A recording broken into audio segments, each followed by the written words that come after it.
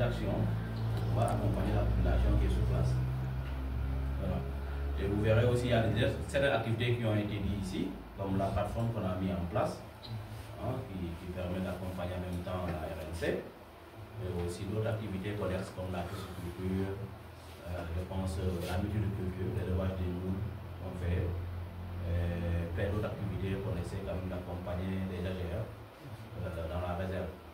Peut-être on aura le temps de pouvoir quand même nous présenter les médailles, les agents qui sont là, Palmarin, mais aussi de façon globale.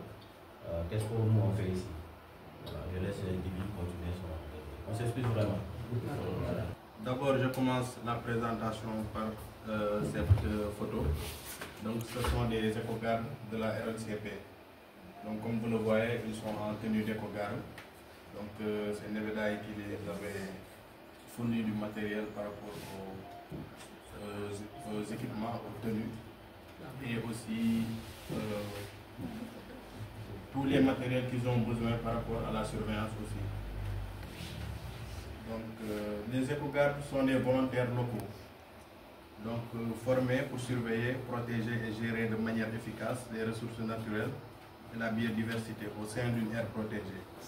Donc, l'aire protégée en question peut être soit un parc national, mais ce n'est pas le cas ici au Sénégal. Donc, on sait que les parcs nationaux sont gérés par l'État. Donc, ici, comme dans la RNCP, c'est une réserve naturelle communautaire. Donc, il y a aussi, comme dans votre cas, donc c'est une aire marine protégée. Donc, l'importance des éco-gardes dans les aires protégées. Donc, les éco-gardes jouent un rôle crucial dans les aires protégées de manière générale. Leur mission principale est d'appuyer à protéger la ressource de manière commune avec les agents. Donc, veiller à la conservation des écosystèmes, des espèces menacées et surtout les ressources naturelles. Donc, je pense qu'on a eu à donner l'exemple tout à l'heure avec le président du comité de gestion par rapport à la tortue. Tortue qui est une espèce menacée, donc protégée, d'où l'importance. Donc, je pense que dans beaucoup d'aires protégées au Sénégal, les éco-gardes jouent un rôle très important dans la conservation et la reproduction de la tortue marine, notamment avec la protection des nids et autres. Il y a aussi ils sont souvent en première ligne dans la lutte contre le braconnage. Donc c'est dans le même cadre, contribuant grandement à la protection des espèces en danger d'extinction. Donc comme vous le voyez sur cette photo, c'est un éco-garde. Donc c'est dans un parc à la RDC, République démocratique du Congo, où il protège les gorilles. Donc pour le rôle des éco-gardes, le rôle est varié et s'adapte aux réalités. Mais bon, je vais quand même continuer. Donc il s'adapte aux réalités de leur zone protégée. Donc il surveille. Voici, je vais citer quelques missions, comme par exemple la surveillance et les patrouilles. Donc que ce soit les patrouilles terrestres ou maritimes, ça dépend de l'aire protégée. Comme ici, nous avons une partie terrestre et une partie marine. Donc la surveillance se fait dans les deux côtés. Donc il y a aussi la collecte des données scientifiques. Donc ça, c'est aussi un rôle très important. Ça rentre dans le cadre du suivi écologique. Donc les éco-gardes participent aux différents suivis écologiques. Comme ici, il y a les décomptes oiseaux, il y a les pêches expérimentales et autres. Donc toutes ces activités-là, les éco-gardes participent à ces activités. Il y a aussi la restauration des habitats. Donc ça peut être les reboisements de mangroves ou d'arbres continentaux. Parce que si je prends le cas de Palmarin, il y a aussi un arbre forestier qui est là, donc qui est vraiment valorisé par la communauté, donc c'est le Détarium. Je pense que ça aussi, il y a aussi la restauration de la mangrove, mais aussi la sensibilisation des visiteurs et des communautés locales. Donc, sensibilisation des visiteurs, c'est-à-dire les gens qui viennent visiter la réserve, leur sensibiliser par rapport à la lutte contre les déchets plastiques, à la conservation des espèces, mais aussi au respect du règlement intérieur qui est là au niveau de la réserve. Mais aussi la sensibilisation des communautés locales. Donc, par rapport aux différentes activités de conservation de la ressource qui est là et que le comité de gestion protège pour que ces populations locales derrière puissent bénéficier de cette ressource.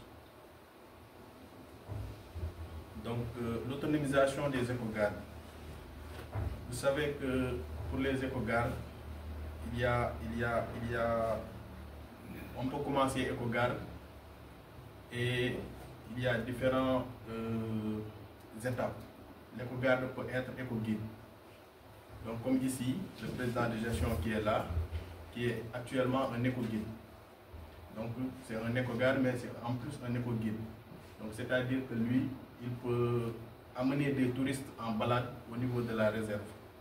Et pour cela, il y a d'autres éco-guides aussi. Ils en tirent un revenu.